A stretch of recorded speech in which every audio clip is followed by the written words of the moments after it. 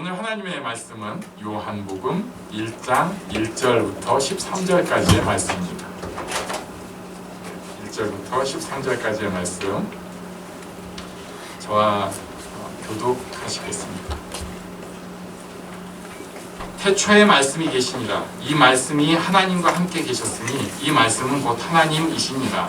그가 태초에 하나님과 함께 계셨고 만물이 그로 말미암아 지은 바 되었으니 지은 것이 하나도 그가 없이는 된 것이 없느니라. 그 안에 생명이 있었으니 이 생명은 사람들의 빛이라. 빛이 어둠에 비치되 어둠이 깨닫지 못하더라. 하나님께로부터 보내심을 받은 사람이 있으니 그의 이름은 요한이라. 그가 증언하러 왔으니 곧 빛에 대하여 증언하고 모든 사람이 자기로 말미암아 믿게 하려 함이라. 그는 이 빛이 아니요 이 빛에 대하여 증언하러 온 자라. 참빛 곧 세상에 와서 각 사람에게 비추는 빛이 있었나니 그가 세상에 계셨으며 세상은 그로 말미암아 지은 바 되었으되 세상이 그를 알지 못하였고 자기 땅에 오매 자기 백성이 영접하지 아니하였으나 영접하는 자 곧 그 이름을 믿는 자들에게는 하나님의 자녀가 되는 권세를 주셨으니 이렇게 있습니다. 이는 혈통으로나 육정으로나 사람의 뜻으로 나지 아니하고 오직 하나님께로부터 난 자들이니라. 아멘. 오늘 이제 요한복음을 시작을 할 텐데요. 요한복음을 일단 보면서 요한복음이 왜 기록되었을까를 아는 것이 필요합니다. 요한복음이 왜 기록되었을까? 요한복음 21장 25절을 먼저 볼 필요가 있어요. 우리 한번 다 같이 읽겠습니다. 요한복음 21장 25절 시작. 예수께서 하신 일이 이 외에도 많으니 만일 한낱이 기록된다면 이 세상이라도 이 기록된 책을 두기에 부족할 줄 아노라. 여기서 우리가 한 가지 생각할 건 뭐냐면요, 요한은 생각보다 다 기록하려고 하는 스타일이 아니에요. 그러니까 굉장히 축약형으로 쓰는 사람입니다. 딱 제시된 거. 그래서 마태, 마가, 누가복음은 조금 더 이른 시기에 쓰여졌습니다. 아마도 요한이 이 성경들을 봤겠죠? 정말 자기 이 글을 쓰면서 문맥상 꼭 필요한 게 아니면 안 쓴 거예요. 그래서 요한복음에만 있는 기사들이, 기적들이 예수님의 모습이 꽤 많습니다. 나는 다 쓸 게 아니라 꼭 필요한 거, 지금 성령께서 내 마음에 쓰라고 하신 그것만 꼭 써야겠습니다. 이게 이제 취지예요. 또 20장 31절을 한번 같이 읽겠습니다. 시작. 오직 이것을 기록함은 너희로 예수께서 하나님의 아들 그리스도이심을 믿게 하려 하며 또 너희로 믿고 그 이름을 힘입어 생명을 얻게 하려 함이니라. 예. 여기 뭐라고 돼 있죠?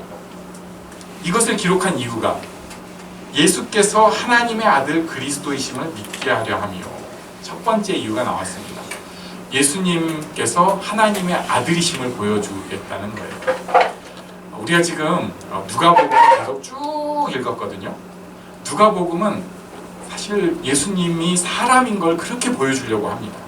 그래서 정말 힘든 모습, 고통스러운 모습, 우리랑 똑같은 그거 배신, 이런 걸 느끼게 하는 것이 누가복음이었어요. 그런데 누가복음만 계속 보다 보면은 사람들이 어떤 생각을 하냐면은 예수님이나 나나, 물론 이제 말로는 이렇게 하죠. 예수님 뭐 가장 어쩌고 저쩌고 얘기하는데 누가복음만 계속 열심히 본다면, 물론 성령의 인도가 있으면 괜찮은데 자기 눈으로만 보기 시작하면 조금 이상해지기 시작해요. 그래가지고 예수님에 대해서 먼저 간 선지자지. 그래가지고 이제 슬슬 이상해지기 시작하면은 나나 예수님이나 이렇게까지 가기 시작해서 나중에는 내가 더 능력이 더 나오는 거거든요. 그래가지고 심지어 예수님은 실패한 사람이었고 나는 성공한 사람이다. 이제 이단이 시작됩니다. 누가복음이 그렇게 만든다는 게 아니라 오해를 할 수 있다는 거예요. 그래서 요한복음은 그에 대해서 아니다, 예수님이 하나님이시다, 이걸 아주 강하게 말씀을 하고 있는 거예요. 요한복음에는. 그리고 두 번째는 그 예수님 때문에 당신이 생명을 얻을 수 있다, 이것을 얘기를 하고 싶은 것입니다. 그러면은 오늘 이제 본문으로 한번 돌아가 보도록 할게요. 요한복음 1장 1절을 다 같이 읽겠습니다. 요한복음 1장 1절 시작. 태초에 말씀이 계시니라. 이 말씀이 하나님과 함께 계셨으니 이 말씀은 곧 하나님이시니라. 이렇게 말씀하고 있어요. 태초에 말씀이 계시니라. 이 말씀이 하나님과 함께 계셨다. 이 말씀이 곧 하나님이시라.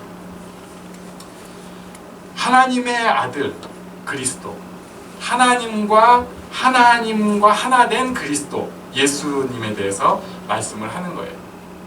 그래서 요한복음은 의도적으로 족보 같은 거 뺐어요. 처음에 시작할 때 마태복음은 막 족보부터 나오잖아요. 아브라함과 다윗 뭐 이렇게 해가면서. 그리고 요한복음에는 어릴 때 이야기도 뺐습니다. 누가복음이 이제 어릴 때 이야기가 잘 나오는데, 잘은 아니고 조금 나오는데, 또 광야에 시험 받으신 것도 뺐어요. 변화산에서 하나님처럼 변화되는 모습도 뺐어요. 왜냐하면 원래가 하나님이시라는 것을 자꾸 나타내고 싶으니까. 그래서 하나님 되신 것을 보여주시는 그런 기적과 표적에 대해서 그 다음에는 계속 나오는데, 이것을 아예 처음부터 딱 선언을 한 거예요. 태초에 말씀이 계시니라. 이 말씀이라는 단어가 예수님을 나타내는 거거든요. 그러니까 시작, 맨 처음 시작, 처음부터 예수님이 계셨다. 좀 어려운 말인데 예수님은 시작이 없으신 거예요. 언제부터 있었다가 아니라 그때도 이미 있었다. 기록된 그때도 이미 예수님이 계셨다. 우리 인간의 생각이나 시간 개념을 예수님 뛰어넘는 처음부터 계신 분이다. 그리고 그 예수님이 창조하신 하나님과 하나셨다. 이것을 말씀을 하고 있는 것입니다. 그리고 4절과 5절에서 설명을 하고 계세요. 우리 4절, 5절 한번 같이 읽어볼까요? 4절, 5절 시작. 그 안에 생명이 있었으니 이 생명은 사람들의 빛이라. 빛이 어둠에 비치되 어둠이 깨닫지 못하더라. 여기 하나님의 놀라운 성품이 나오는데요. 그것은 생명. 우리 옆 사람에게 당신에게 생명이 있습니다. 한번 선언해 주십시오. 이건 생명은 하나님의 놀라운 성품입니다. 그냥 보통 우리가 갖는 것이 아니라 하나님께서 축복하여 주시지만 갖는 성품이에요. 그리고 이 생명이 힘이 있을 때 우리가 나를 바꿀 수 있고 세상을 바꿀 수 있어요. 어떤 사람들은 환경을 굉장히 탓합니다. 맞아요. 좀 환경이 되게 좋으면 좋겠잖아요. 근데 인간은 말이죠. 환경이 좋으면 그걸 또 망가뜨리는데 선수들이에요. 애기들을 보면은 애들이 이렇게 잘 정돈된 방이 있으면 그 방을 그대로 놔두면 애가 아픈 거예요. 애들은 풀어놓으면 난장판을 만들어 놔야 돼요. 저는 아는데 왜 시험이 드는지 모르겠어요. 위에서 지금 소리 나잖아요. 쟤네들이 이렇게 잠깐, 정말 잠깐 20분 정도 놔두면 갑자기 이렇게 해놔요. 제가 20분 전에 정리했거든요. 좀 전에. 그리고 나서 보면 이게 애들이야, 정상이야 이 생각이 들어야 되는데 갑자기 울컥할 때가 있어요. 그걸 사람들이 보고는 이제 막 알아서 치워주시더라고. 목사님 시험에 든다 막 그래가지고. 애들이 그러는데 그건 애들이야 괜찮아요. 우리는 장난감을 어지른 존재가 아니라 우리 인생을 엉망진창으로 만들려고 작정한 사람들이에요. 우리 특기예요. 가만히 있으면 아무리 환경이 좋아도 그 환경을 어떻게든지 이렇게 비틀어놔요. 그래가지고 거기에서 그냥 다 엉망진창이 돼서 어떻게 살지 자기도 모르게 막 만들어놔요. 학생들이 또 그래요.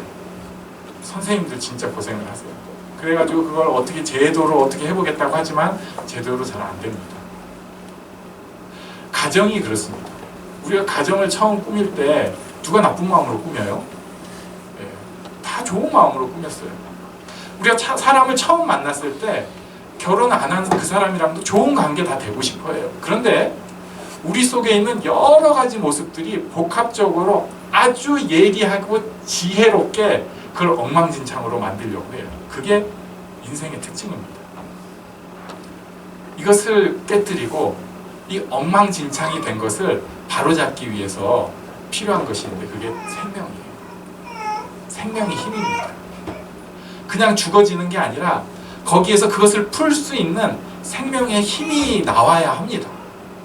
굉장히 어지럽혀지고 완전히 혼돈돼서 아무것도 보이지 않는 그곳에 하나님께서 임재하시고 역사하시면은 그게 생명으로 바뀌기 시작해요. 그 생명을 누리기 시작하면 그 상황을 바꿀 수 있어요. 저는 우리에게 이 하나님의 생명의 힘이 꼭 있기를 바랍니다. 생명이 꼭 있기를 바랍니다. 그리고 하나님의 놀라운 성품 하나 더, 어둠을 내어 쫓는 빛이 있습니다. 빛이 있어요. 어둠을 내어 쫓습니다. 막 엉켜 있는데 깜깜한데 보이지도 않는데 하나님이 그 자리에 가면 그게 이제서야 비로소 보이기 시작합니다. 지금까지는 뭐가 잘못된 줄도 몰랐어요. 그냥 인생이 무겁기만 했죠. 왜 이럴까? 그래가지고 좀 괜찮은 사람들은 보통 자기 탓을 합니다. 아, 내가 그때 잘못해서 그래. 내가 그때 실수였어. 그렇지 않은 대부분의 사람들은 남 탓을 합니다. 주변 탓을 해요. 물론 주변 탓하는 거 전 공감합니다. 맞아요. 하지만 그것 때문에 문제가 다 생겼다고 그러면서 거기서 넋놓고 있는 거예요. 아니면 저주하고 있고, 자기 친구, 자기한테 사기친 사람, 자기 부모, 자기 남편, 그게 안 되면은 하다못해 대통령이라도 저주를 해야지 자기 인생이 펴지는 것처럼 그냥 그것 때문이라고. 진짜 내가 왜 그런 문제가 생겼는지 알려면 빛이 필요합니다. 깜깜해서 보이지 않는데 빛이 비추기 시작하면 자기의 문제가 이제 보이기 시작해요. 내가 왜 지금 이렇게 힘들까? 내가 뭐가 문제일까가 이 빛 때문에 볼 수 있기 시작합니다. 저는 우리에게 빛 대신 예수님이 찾아와 주셔서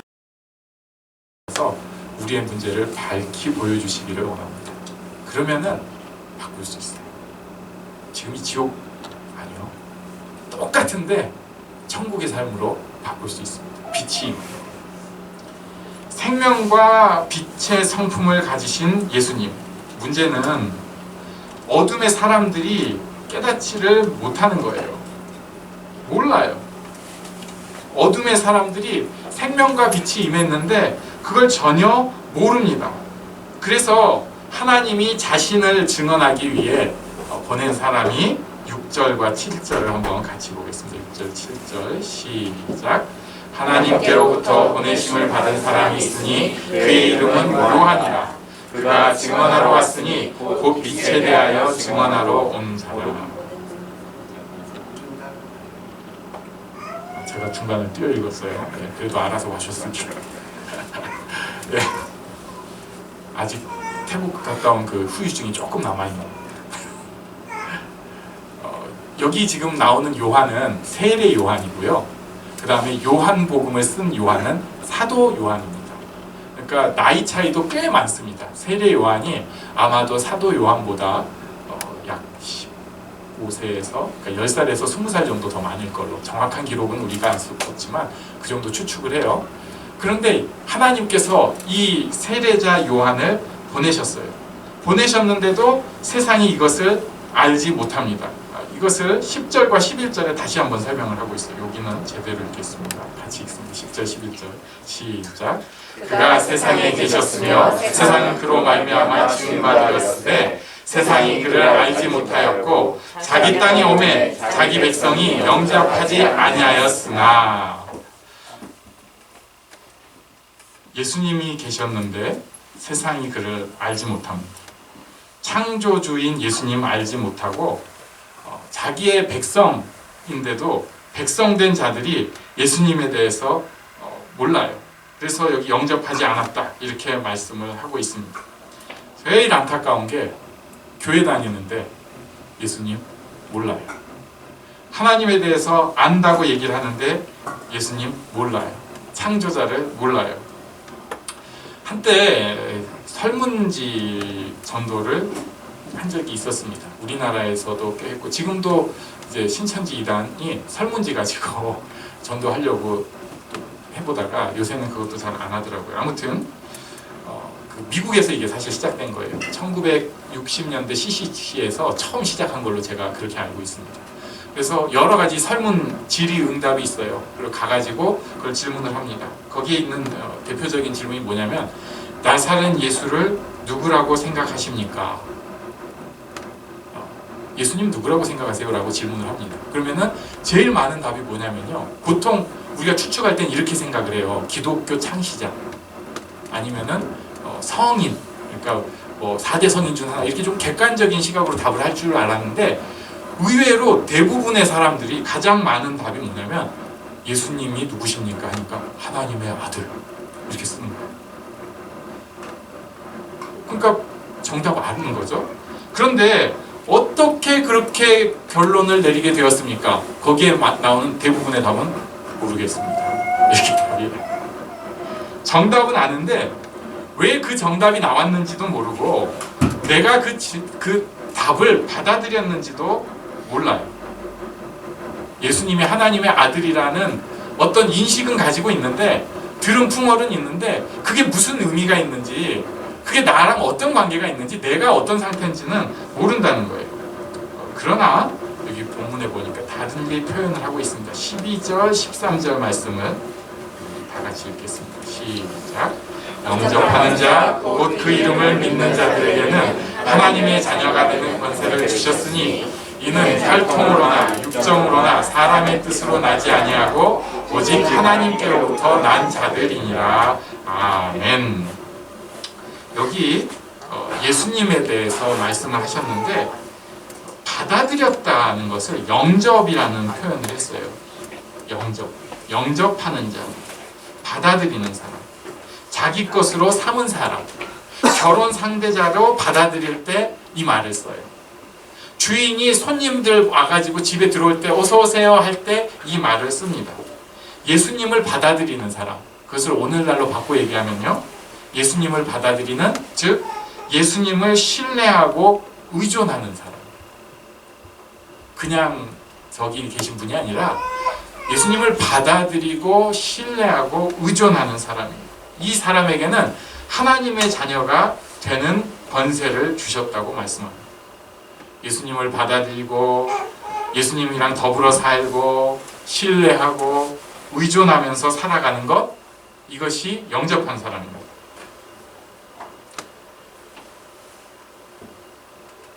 이런 사람한테 주신 축복이 뭐라고요? 하나님의 자녀가 되는 권세를. 너무 큰일이다 보니까 믿기지가 않아요. 남의 얘기 같습니다.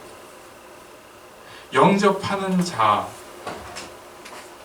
곧 그 이름을 믿는 자들에게는 하나님의 자녀가 되는 권세를 주셨다. 너무 큰일이니까 안 오는 거예요. 다른 세계 이야기 같아요. 그래가지고 교회는 다니고 있는데 문제가 전혀 해결이 안 돼요. 왜냐하면 이게 너무 큰 얘기라서. 교회에 다녀보면은 우리 알잖아요. 우리 되게 쫀쫀한 거에 굉장히 중요하게 생각하거든요. 제가 아침에 굉장히 중요하게 여기는 거 하나 있습니다. 저 물통에 물이 담겨있나 체크하는 거예요. 물이 없으면은 물이 있어야 돼. 굉장히 조바심 거예요. 너무 디테일한 것만 신경을 써요. 그리고 온도 딱 봐가지고 몇 도구나, 적당하구나, 이런 거 굉장히 신경 많이 씁니다. 그보다 사실 더 신경 쓰는 게 있어요. 오늘 점심은 뭘까? 이거 굉장히 신경 많이 써요. 이런 거 신경을 쓰다 보니까 교회에서도 뭐 누가 시험 들었네, 삐진 거죠. 삐졌네, 시험 들었네. 그리고 교회에서 고작 교회에서 얘기하는 아주 중요한 일, 진짜 중요한 일이라고 교회에서 하는 얘기가 성전 건축. 이건 진짜 우리가 막 몇 대에 걸쳐서 충성해서 해야 될 일이라고. 진짜 큰 일은 따로 있는데 사실은 별거 아닌 거에 막 큰 일이라고 난리들을 치고 있으니까 교회 다니면서 우리가 진짜 큰 일을 잃어버려요. 제일 중요한 거. 교회 다닌다, 예수를 영접했다, 예수를 믿는다는 것은 하나님의 자녀가 되는 것입니다. 하나님의 자녀가 되는 것은 그냥 말로만 아버지 이게 아니고요. 하나님의 것을 내 것으로 쓰는 것입니다. 그 기적을 내가 누릴 수 있는 거예요. 우리 이런 생각을 하는 기독교를 욕을 합니다. 이제 이런 거 있죠. 요새는 이제 그런 거 잘 안 하는 것 같아요. 옛날만 해도 축복성회 하면은 날짜마다 아예 노골적으로 이렇게 하는 분들이 있어요. 오늘은 그 자녀를 위한 기도.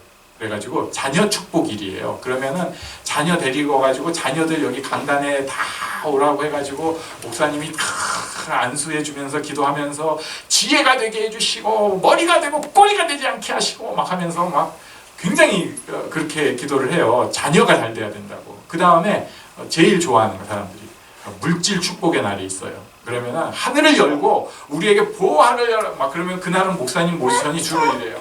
그래갖고 우리에게 달라고 그럼 우린 받아들이겠다고 그러면서 막 열심히 기도를 합니다. 하나님 뭐 우리 문제가 해결되게 하시고 돈벼락을 부어주시고 그래서 하나님 앞에 거부가 되는 축복을 누리게 하시고 그것을 나눌 수 있게 하여 주시옵소서 막 하면서 많이 해본 바로 나오는데 네, 저도 그렇게 기도했어요. 왜냐면은 뭐 예수님 이런 거 기도하는데 뭐 나쁜 거가 있겠어요. 네, 또 목사인지 옆에서 아는데 네, 그래도 좀 열심히 해야지. 그래가지고 그런 기도를 했어요. 그런데 우리가 이제 좀 철이 들고 나면 그거 잘못됐다는 생각을 해요. 교회를 자녀 잘 되라고 다니거나 병 고치려고 다니거나 또 병 고치는 축복일도 있어요. 보통 3일하면 그렇게 3가지입니다. 병 고치려고 다니거나 돈 많이 벌려고 다니는 사람들한테 우리는 손가락질을 합니다. 에이 찝찝 그게 바른 신앙이야? 근데요 사실 하나님의 자녀라고 하는 것은 이런 것에 대해서 물론 하나님이 안 주실 수도 있어요. 자녀한테 다 주시는 게 아니잖아요. 근데 필요하면 주신다는 확신을 가지고 있어야 됩니다. 그래서 그것에 대해 여유가 있어야 돼요. 근데 교회 다니면서 이제 좀 세련된 신앙이니까 저는요 그렇게 제가 치사하게 무슨 돈 주신다고 제가 교회 다니나요? 제가 뭐 병 고쳐 주신다고 교회 제가 자녀 잘 된다고 교회 다니는 전 그런 사람 아니에요. 저는 그냥 예수 잘 믿는 사람이에요라고 하면서 진짜 하나님의 자녀된 권세는 생각도 안 하는 거예요. 하나님의 자녀는요 생명을 가진 사람 가장 첫째. 빛을 가진 사람. 그래서 우리가 알 수는 없지만 영생을 가진 사람인데 이 땅에서도 하나님의 자녀라면 그런 권세를 누릴 수가 있어요. 병고침, 자녀가 정말 잘 되는 것, 그리고 물질적으로 돈이 풍요롭게 사는 것도 누릴 수 있어요. 그게 제일 중요한 사람은 아직 예수 믿는 사람 아니에요. 제대로. 정말로 예수 믿는 사람이 되면 이런 것에 대해서 하나님의 자녀이기 때문에 하나님께서 원하시면 주신다. 내가 그것 때문에 아둥바둥 고통스러워할 필요는 없다. 좀 고통될 때가 있지만 이런 믿음을 가질 수가 있어요. 이것이 우리에게 주신 권세입니다. 하나님의 자녀가 되는 권세를 주셨어요. 어떤 분 간증집을 제가 이번에 오면서 비행기에서 이제 좀 보다가 좀 혼자서 울고 막 그런 책을 2권을 그렇게 보면서 그랬는데 자기 큰애가 좀 너무 심각한 거예요. 이제 좀 많이 자폐가 좀 심해가지고 이 사람이 모든 걸 집어치고 하나님께 자기는 헌신하겠다. 그러면서 또 마침 그 목사님이 치유 집회를 전문으로 하시는 목사님이어가지고 이분이 결단을 했어요. 나는 그 목사님 통역을 하면서 헌신을 하겠다. 그래가지고 목사님이 영어로 하시면 자기가 한국 사람들한테 통역을 하고 그래가지고 하와이에서 주로 그 사역을 했는데 사람들이 막 그렇게 몰려들고 자기가 직접 본 기적이 뭐 말도 못할 게 많아요. 저도 보고 이게 진짜 아직도 이런 기적이 있구나. 이거 뭐 가끔 뭐 그런 거 있잖아요. 진짜 전혀 태어나면서부터 못 보던 사람이 막 보고 그 다음에 애가 막 완전히 정신적으로 문제가 있어가지고 그런 애가 갑자기 말짱해지고 이런 거 제가 너무 충격받아가지고 지금 기억이 잘 안 나요. 그때는 아유 내가 이번 주일에 가서 꼭 얘기해야지 하고 이거 다 있어 하고 그래 막 몇 번 봤는데 진짜 뭐 별 일들이 다 그 자리에서 기적이 일어나는 거예요.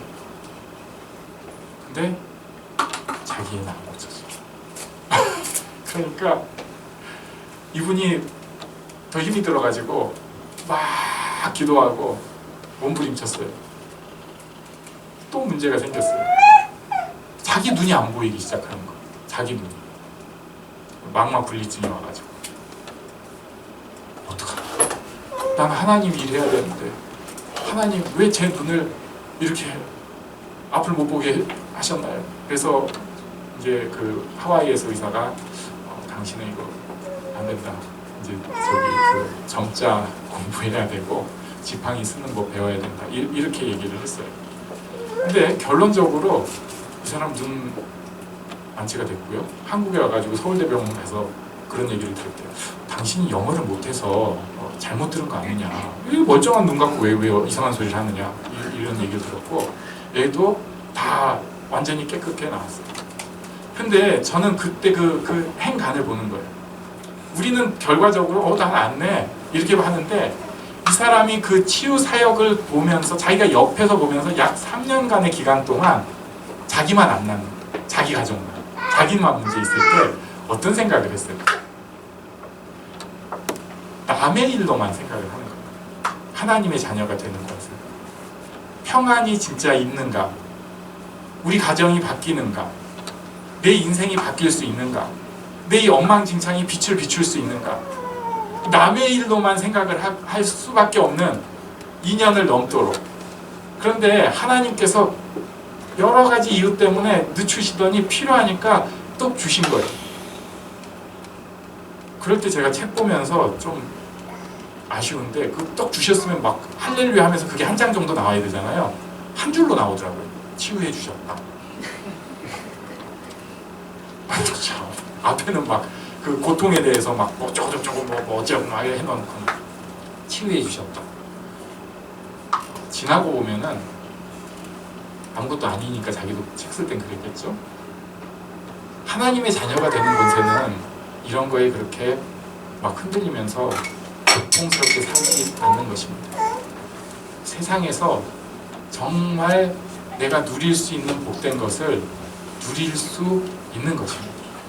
오늘 우리에게 이 권세를 주셨어요. 이 옆에 계신 분에게 저에게 이 권세가 있습니다 하고 선포해 주십시오. 저희에게 권세가 있습니다. 네, 그리고 덩달아서 당신한테도 있어요 라고 말씀하시더라고요.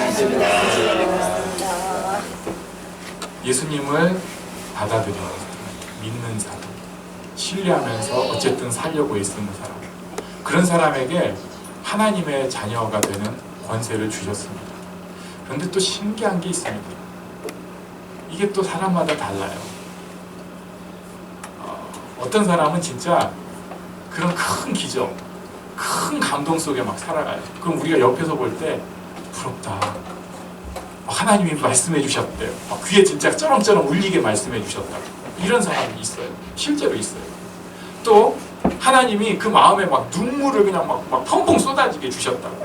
이게 있어요.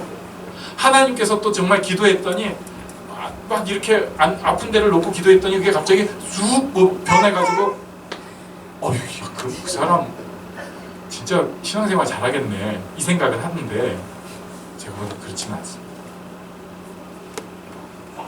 똑같아요. 지금 내 입장에서 가정 속에 직장 속에 있는 내 입장에서 하나님 앞에 손을 뻗을 수 있는 그 모션이 있어요. 내 식으로 예배 가운데 또는 기도 가운데 또는 말씀을 사모하면서 뻗을 수 있는 그 손이 있어요. 거기까지 하시면 돼요. 더 큰 거 주시는 분들은 하나님 앞에 더 큰 걸 내놓을 수밖에 없어요. 더 자기 인생을 바쳐야겠죠. 우리는 큰 게 없으니까 오히려 감사하면서 하나님 저 애쓰잖아요? 할렐루야?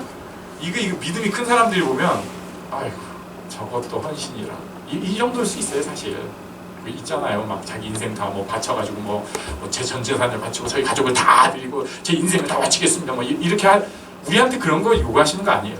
표현으로는 우리가 하나님 저를 받아주십시오 하지만 진짜 실제의 삶에서 그거 갑자기 다 내놓으라고 하시는 경우는 극히 드물어요. 극히 드물어요. 하지만 그만큼 나를 대표해서 드려지는 그 시간, 그 모습, 이것을 하나님께서 기뻐 받아주십니다. 자녀된 권세를 그 가운데 또 그 식으로 누릴 수 있겠죠. 사람마다. 왜냐하면은 영접하는 사람은 그 덩어리가 아니고 똑같은 게 아니고 한 인격체, 한 사람이기 때문에 하나님의 형상으로 만든 한 사람 한 사람이기 때문에 그렇습니다. 이건 세상에 하나밖에 없는 존재예요.